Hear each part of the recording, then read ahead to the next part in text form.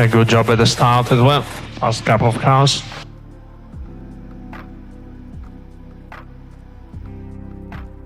Think so. Not busy when you can. That gap was just far too big. Can a simple radio change the course of a season? What if that voice on the other side of the channel was none other than that of the Lewis Hamilton himself, crying out by speed and accusing the team of playing with fire? Stay, because what happened in Monza could be the first great earthquake in Ferrari this year. And it is no accident that everything exploded right there. Because Monza is not just Ferrari's spiritual home. It is also the place where each error feels deeper, where each decision is analyzed with magnifying glass, and where the public does not forgive. Lewis knew. The team knew it. And yet nothing worked as it should. From free training, Hamilton's body language already showed signs. Disposal gestures, long looks at monitors, intense conversations with engineers. But it was in the classification where it all began to crumble. The question, how far was I? Formulated by radio, it was not a simple stopwatch. It was a sincere manifestation of disconnection. I wasn't asking for tense. I was looking for answers. Looking for confidence. Looking for something that was not there. These types of messages, when they come from a rookie pilot, can be overlooked. But when who throws them is a 7-time world champion, they become institutional statements. It is as if Ferrari's very shield spoke through him. And what he said was not pretty. Hamilton asked for more speed. I asked for urgency. And behind each word there was a deeper message. Patience has a limit. To all this we must add the context of the season. Ferrari did not start as expected. The promise of SF25 as a revolutionary car began to lose credibility. Technical solutions seemed more oriented to save appearances than to solve real problems. And in the midst of all that, Hamilton, who had left Mercedes' security and comfort to face a new challenge, was in the middle of a perfect storm. The truly shocking thing is that, even in the midst of that frustration, their messages never crossed the line of direct reproach. His tone was contained, almost elegant, but for that reason, more lethal. Because what he communicated was that he did not feel competitive, that the car was not up to par, and that, in Monza with Ferrari before his people, is a devastating confession. The Italy 2025 will not be remembered for Lewis's arrival position, even for Ferrari's result on the track. It will be remembered because, in a circuit where engines are usually the protagonists, the voice of a pilot was what resonated the most. Hamilton's words were not explosive by his volume, but for his symbolic load. When he said, "We need more speed," he was not simply asking for more strength horses. I was demanding technical coherence, concrete responses, evolution. And the most shocking thing was not what he said, but how he said it. The tone, that invisible element, transmitted exhaustion. It was not an impulsive demand in full battle. It was the expression of a concern built in weeks of contained frustration. But there was a phrase that transcended all the analysis. "We are playing with fire." A sentence. Free, direct, without drama. Lewis did not yell at her. He slid with a gravity that froze the engineers in the box's wall. And what made her so powerful is that she was not aimed at a specific car component. I did not talk about brakes, aerodynamics, or on tuning. He talked about the full project. It was a warning to management, to the rhythm of development, to the operational culture that, from within, no longer seemed sustainable. This radio activated an emergency state in Maranello, because it was not simply an annoying pilot. It was an institutional figure marking a limit. Lewis knows perfectly the weight of his words. Do not throw them randomly. His career is built on diplomacy, emotional control, the strategic reading of each scenario. Therefore, when it says something like that, it is because it has crossed an invisible line, the line of structural disappointment. And this is where Ferrari faces his true dilemma. The radio was not an isolated symptom of frustration. It was a symptom of dissonance between what they promised and what they are delivering.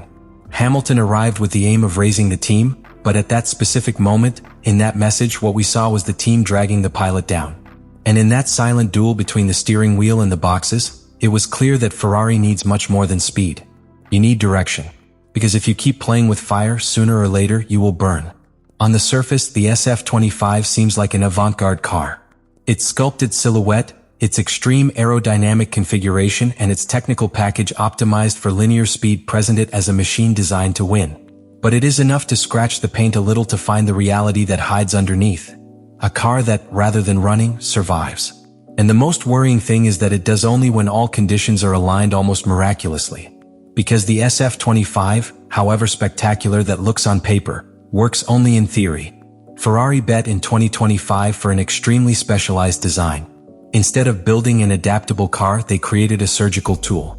A car that can be brilliant, but only in very specific circumstances. The famous operating window of the SF25 is so narrow that any alteration in track temperature, atmospheric pressure, wind direction or type of compound completely destabilizes its performance.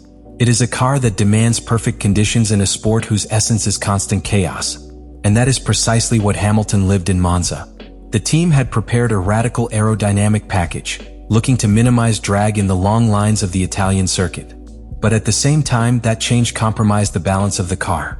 What they earned at peak speed, lost it in stability, especially in braking and medium speed curves. The car became unpredictable. And when a Formula One car is unpredictable, it becomes an enemy for its own pilot. One of the critical points is in the brake system. Lewis described him with brutal honesty, a lottery. He did not say it as a rhetorical figure. Literally, the car slows down, sometimes. The problem is not only in the components, it is not direct fault of Brembo or the supplier of tweezers or discs, but in how the SF25 distributes the loads at the time of braking. There is an imbalance between active aerodynamics and mass transfer, which makes the braking efficiency vary depending on the state of the asphalt, the fuel load, and the temperature of the gums. This failure is more serious than it seems. In classification, it affects the pilot's confidence by attacking the limits. In the race, it compromises tire management and increases wear. And in both cases, it prevents Hamilton or Leclerc from extracting the true potential of the car, because they are always operating with a safety margin too conservative.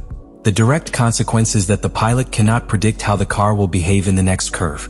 And when that happens, the entire strategy wobbles. In addition to the problem in the brakes, there is the aerodynamic commitment. Ferrari has designed such an extreme configuration that even small variations in the rear wing angle or in the rake of the car generate unexpected reactions. This design sought straight efficiency without sacrificing curve load, but in practice, that balance is only achieved for very short periods of the weekend. Often only during simulations with low fuel load and ideal temperature.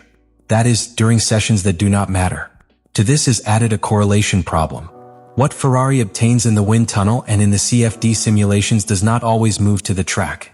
The dynamic variables such as rebound, the influence of dirty air and car behavior by loading energy with the hybrid system, generate distortions that are not corrected in time. And when these mistakes persist for more than 3 weekends, which was once a technical detail, becomes a structural crisis. In short, SF25 is not a bad car, but it is a fragile car. Fragile in its concept, fragile in its practical application, and above all, fragile for a pilot like Hamilton, who needs a reliable car to display his methodical, aggressive, and technical conduction style. Ferrari has tried to force a revolution without having the stable basis to sustain it.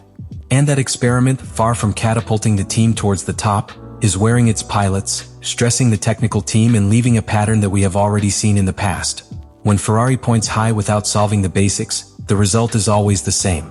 Frustration. Wear. And radios like the ones we hear in Monza. When a relationship like Lewis Hamilton and Ferrari enters a tension phase, the world of Formula One contains breath. Because we are not talking about a simple contractual bond. We are talking about the last big chapter in the most successful pilot's career of all time and the most legendary team in the history of sport. What is at stake here is not just a season, it is a narrative that can redefine the legacy of both. Monza's radio was the clearest signal so far that the honeymoon ended. And that is not necessarily something negative. Because every real, durable alliance goes through moments of crisis. The real problem is not the message itself, but how Ferrari interprets. Do you see it as one more complaint? Or as an opportunity to recalibrate the course before it is too late? Hamilton is not asking for miracles. He is asking for direction, clarity, a shared vision. Because he did not come to Maranello to understand an unpredictable car or adapt to a structure that does not accompany him. He came to win. He came to recover his best version. And that will only be possible if the team responds with a technical and strategic reaction at the height of its ambition. Because if Ferrari does not react, not just risk losing points, risk wasting time. And time is the only thing Hamilton is not willing to give. Not at this point of his career. Not after having left Mercedes in search of something more than nostalgia. Lewis does not need applause. You need tools. It needs structure. And above all, you need total commitment. Ferrari's recent history is full of reset, unfulfilled promises, of interrupted projects. This, with Hamilton on board, can be different. It has all the ingredients to be a redemption story. But only if the team understands that there is no margin for half-inks. Or they evolve together or fail together. The way ahead is complex. The media pressure will grow. Comparisons will be inevitable.